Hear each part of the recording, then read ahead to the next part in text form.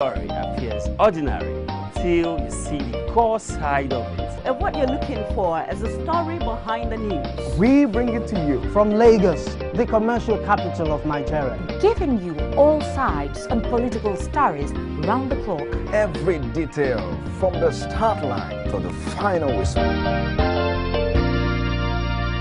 CoreTV News, expanding your view.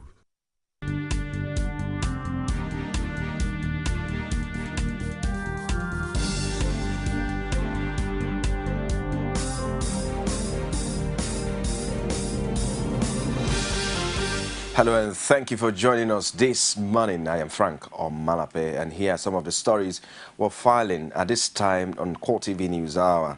The Supreme Court has ordered that the impeached Deputy Governor of Taraba State, Sani Danladi, be sworn in as acting governor. He is to replace Garubama, who has been acting governor since the then governor, Dambaba Suntai, was injured in a plane crash in 2012. Danladi, who was Suntai's first deputy, was impeached by the State House of Assembly about a month before the crash. But the APS court ruled that the impeachment panel set up by the House of Assembly to investigate allegations against him violated his rights to fair hearing. The report. It's just over 2 years that Sani Danladi was impeached on grounds of gross misconduct, but now he's set to return to a higher office. The Supreme Court not only set aside his impeachment, it also ruled that the Taraba State High Court and the Appeal Court erred by not granting him fair hearing. So, beaming with smiles, he was clearly happy but not prepared to speak, at least for now. I can't say anything for now. It's for another time, please. Not for now. Yeah, not for now. His lawyer was full of praises for the judiciary, while the other party nursed their wounds. Our reaction is very simple. That it was a terribly bitter experience, particularly at the tribunal. But we thank Almighty God that we have Supreme Court, and I've always said so in all my lectures, that without Supreme Court, politicians would have since destroyed this country. This is the only arm of the government that is protecting democracy. Clear. And when issue of fair hearing is raised, there is no shortcut to it. Everybody is to abide by the judgment of the court. It's well delivered. And now that the reinstated deputy governor is set to occupy a higher position, the lawyers have a slightly different position on the implication of the court ruling. The law is very simple. It means that one had never been a deputy governor or acting governor at all. And so all the salaries and everything has collected, all the contracts he has awarded are illegal. And the state must ensure that they are returned to the state. The court said he should be returned as deputy governor. Okay. Now there is a sitting governor, and you know how the governor got there. That is another dimension to the case. Until we get to the bridge, then we know how to cross it. But the judgment of the court is very, very clear. They said the man was wrongly removed and he should return as deputy governor. For now, allies of the man who was impeached a few weeks before the then governor Dambaba Suntai had a plane crash can afford to celebrate. This is because he left office practically in disgrace, but is returning as acting governor. The Police High Command says the All Progressive Congress plans to invade INEC and the presidential villa with hoodlums and political thugs. It also revealed that 7 suspects are in custody over the rowdy scene that took place at the National Assembly complex on Thursday. Speaking at a press briefing in Abuja, police spokesman Emmanuel Ojukwu insisted that the police action at the legislative complex was based on an intelligence report of an invasion similar to what happened when some people recently barricaded the force headquarters. We had Governor Rotimi say that if they don't win the 2015 elections, they will form a parallel government. We heard that. We also heard that they are storming the force headquarters was just the first step. That subsequently they will invade the INEC, National Assembly, and lastly, the presidential villa. So following that intelligence that followed from it, the police began to monitor the activities of these political actors. So it's a Thursday, the 20th of November. We had credible intelligence that there will be mayhem at the premises of National Assembly. And it is our duty to protect lives and property. And so the police mobilized to check entrance and exit for a National Assembly. Both chambers were cordoned and adequate police and logistics deployed to protect life and property. We all know National Assembly is a national asset, it's a national heritage. We won't allow hoodlums that tried to attack First Headquarters the day before to have access to such priceless edifice.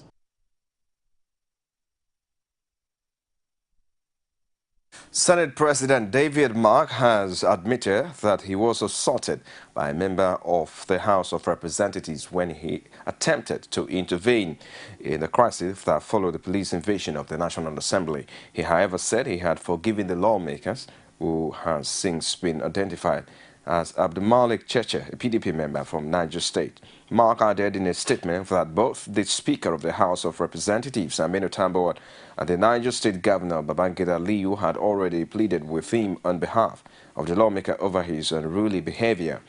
He described his experience in the hands of the lawmaker as his prize and sacrifice for leadership, providing an insight into what transpired inside the lower chamber. Mark said his visit to the chamber was to ascertain the safety of Tambuwal and his colleagues, having received reports that canisters of tear gas were targeted. Adem insisted that his intention was to safeguard the sanctity of the Hallowed Chamber, as well as confer with the Speaker on the need to suspend plenary in both chambers in order to restore sanity to an environment that had turned restive and becoming uncontrollable. The People's Democratic Party is demanding a full inquiry into the circumstances surrounding the shutdown of legislative activities in the National Assembly. It wants Inspector General Police Sulaiman Abba to unravel the facts behind the chaotic scenes within the next 72 hours. PDP spokesman Resametu said in a statement that the matter should not be shrouded in controversy, sinister plots and mundane accusation because of the sanctity of the legislature. It, however, does not think the police went beyond its ban by seeking to prevent a breach of security at the complex. The army authorities have denied claims that soldiers who died fighting Boko Haram insurgents are being buried in mass graves. Army spokesman Brigadier General Olajide Olale told newsmen in Abuja that the allegations were meant to dent the image of the military and dampen the morale of troops. He insisted that soldiers who die in the line of duty are laid to rest with full military honors. Being buried in mass graves. Well, I would like to say that it is absolutely not true. It is absolutely not true. The Nigerian Army has cemeteries all over the country. And not only does it have cemeteries all over the country, the Nigerian Army has laid down procedures. The Nigerian Army has laid down procedures for burying its own. There is no soldier that will be buried anywhere in this country whereby his or her next of kin will not be informed. It is not possible. The Nigerian Army does not bury soldiers unless the next of kin have been informed.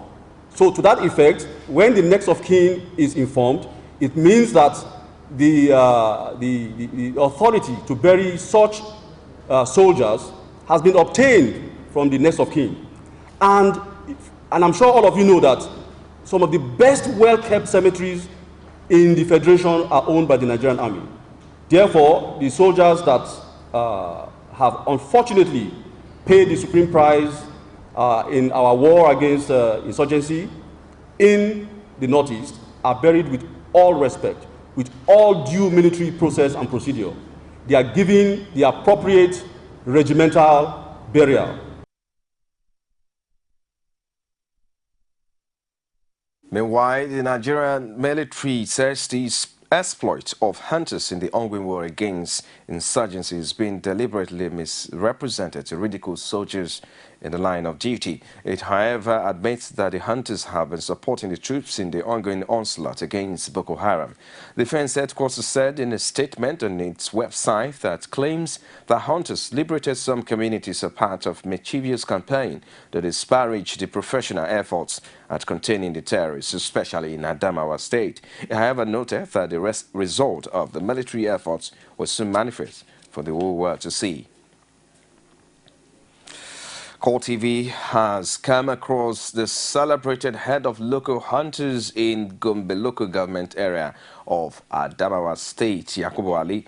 Ali led the team of local hunters that dislodged Boko Haram members from Mubi and Meiha local government areas of Adamawa State, killing scores of the insurgents. The head of the hunters, who said he is not known to appear in public, says he decided to do so in order to deny news making rounds that he had been captured or killed by the insurgents.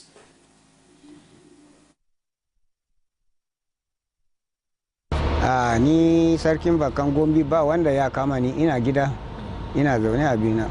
Kuma ni ma ina ji dai ana jite-jite, ina ji an kama ni nace bari in zo in bayyana kaina, shine na fito. He added that all the local hunters under his command are safe and well and admonished the public to desist from spreading false information. Suna nan da suna lafiyansu kalau ba wanda ya kama dukkanmu. A bar yada jite-jite ba yi da amfani. You're watching the CoreTV News on the hour. We'll take a break shortly. We'll be back with more stories. Please join us again. There is an Ebola virus epidemic in some West African countries. The Nigerian government wants you to be aware and watch out against the spread of Ebola in your community. Help keep our country safe and watch out for severe cases of fever, headaches, diarrhea, chest and abdominal pain, sore throat, cough, red eyes and bleeding from the eyes, ears and nose, especially when these symptoms are found in persons coming into Nigeria from other West African countries. Protect yourself. Wash your hands regularly with soap and running water or use a hand sanitizer. Avoid contact with the blood, urine, feces or saliva of animals like bats, monkeys, gorillas, chimpanzees or infected persons. The Ebola virus is deadly. Don't catch it. Don't spread it. This message is brought to you by the Federal Ministry of Information. Glad to have you back now. For more information on our news and other programs, visit our Facebook page. It's facebook.com/CoreTV News. And our Twitter handle at CoreTV News NG. You can also log on to youtube.com/CoreTV. Leave a space, then news. The special advisor to Ekiti State Governor Ayodele Fayose on information and new media, Larry Olayinka, who visited CoreTV News on Friday, says APC lawmakers in the State House of Assembly are only raising a false alarm. He says the lawmakers have abandoned their and wondered why they now feel unsafe at the sight of the police. On June 21 this year, an election was conducted. Fayose won overwhelmingly, including the local government of the former governor, Fayemi. Fayemi could not win a single local government. After winning that election, what did the APC people do? They sponsored a court case against the governor, and they were seeking for an injunction restraining the Fayose from assuming office. When it became obvious that they were not going to get that court order in Ekiti, they went to Abuja. They filed a case using an unregistered political party, Young Democratic Party, seeking an injunction restraining the Chief Judge of Ekiti State, Justice Ayodele Jiramola, from swearing in Fayose as the governor. When the Abuja one did not fly, they ran to Lagos to file a case, another case again, seeking the same injunction.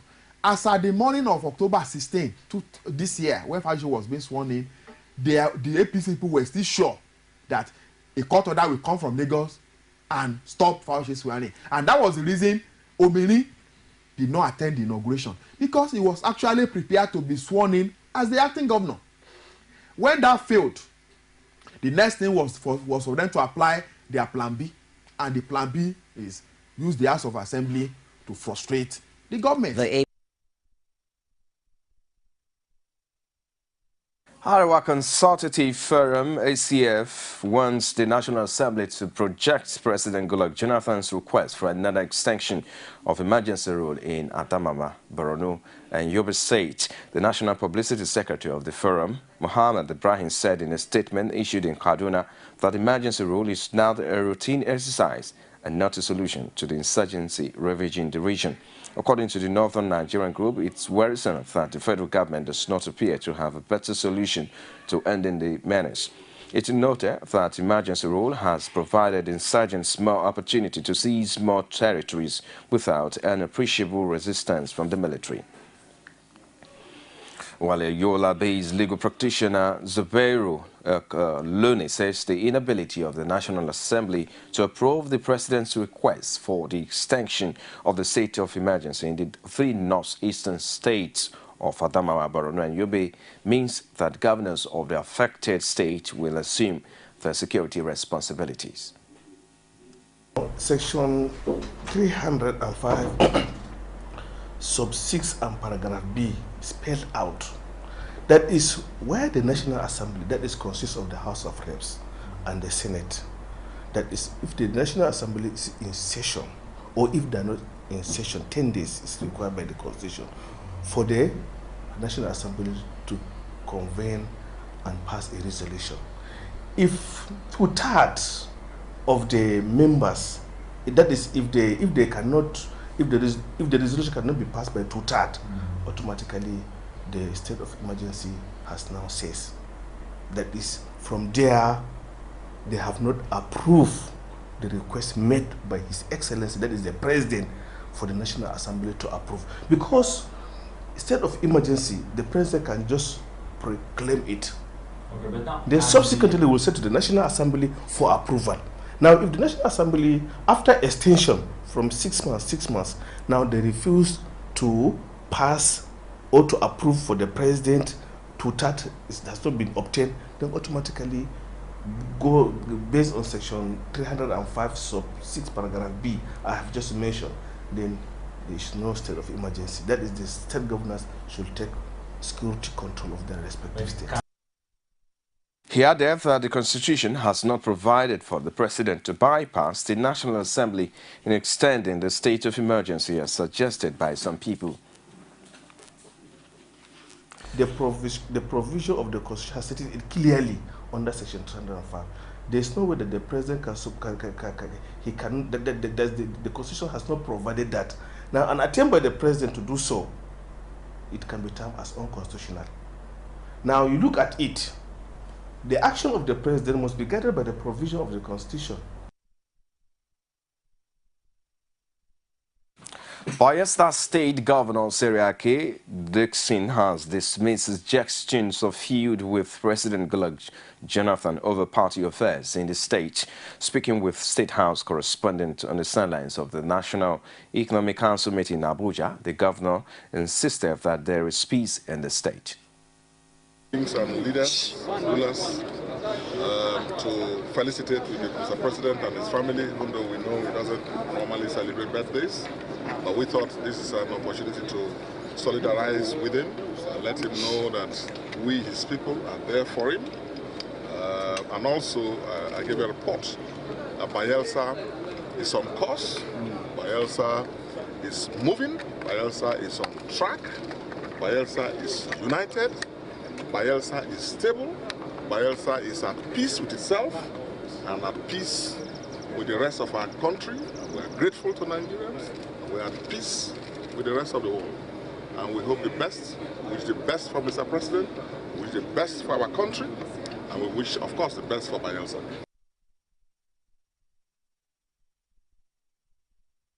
The former Minister of State for Defense, Musiliu Obanikoro, has made his intention known to govern Lagos State on the platform of the PDP. Obanikoro, who boasted of possessing the right qualification to lead the state, made the declaration on Friday at the Lagos PDP Secretariat. A correspondent, Uluwashiya Duguki, has details. I stand before you today to formally announce my interest in becoming the candidate of our party for the 2015 general governorship election.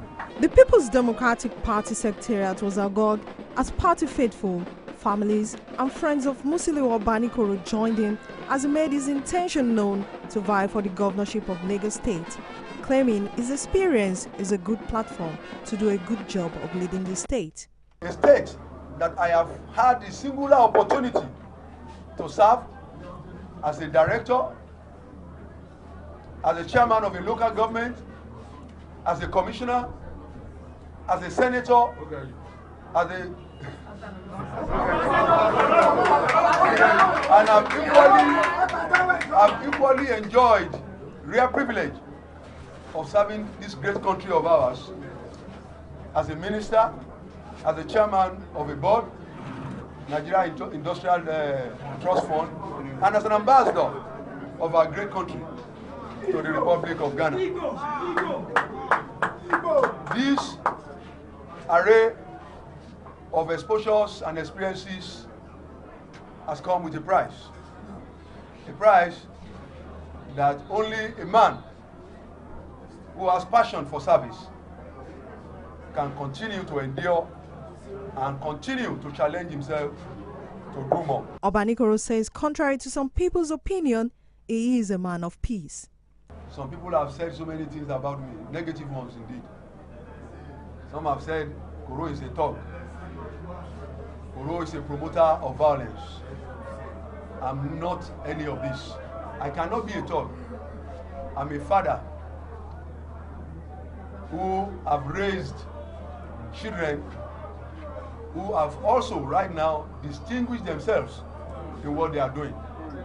A thug doesn't do that. Chairman of the party, Tunji Shele, says all aspirants under the party will be given a level playing field to make a change in Lagos. I want to say that he is eminently qualified. He has the profile, he has the pedigree, and I've assured him that we shall give every aspirant a level playing ground. A lot has happened in the last 16 years of APC governance in Lagos State. PDP is the alternative. As the 2015 general elections draw closer, the people of Lagos are eager to know who will eventually occupy the Lagos House come 2015. Oluwaseyi Adegoke, CoreTV News, Lagos.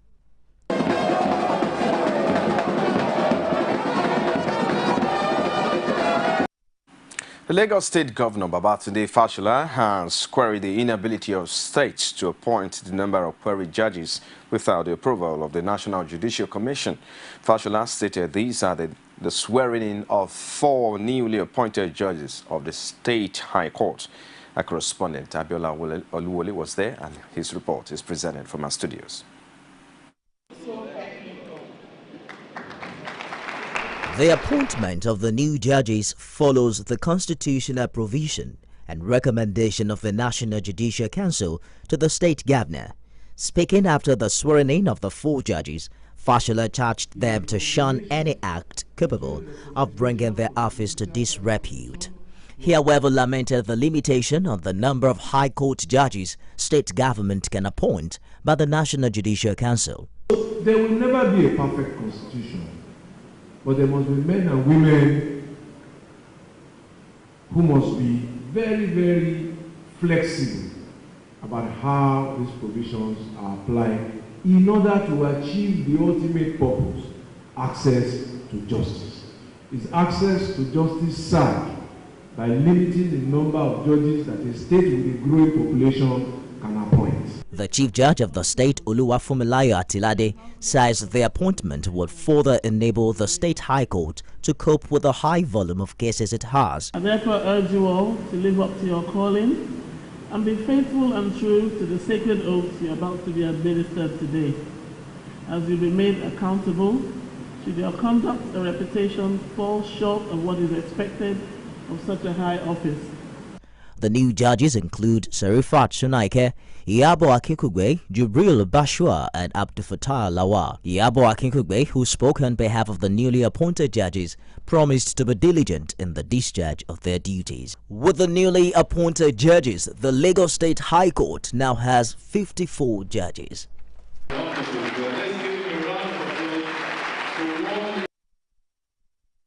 And that's a wrap on CoreTV News at this time. Many thanks for watching. I am Frank Omanape. Do join us on top of the hour for Core Digest Extra. See you there.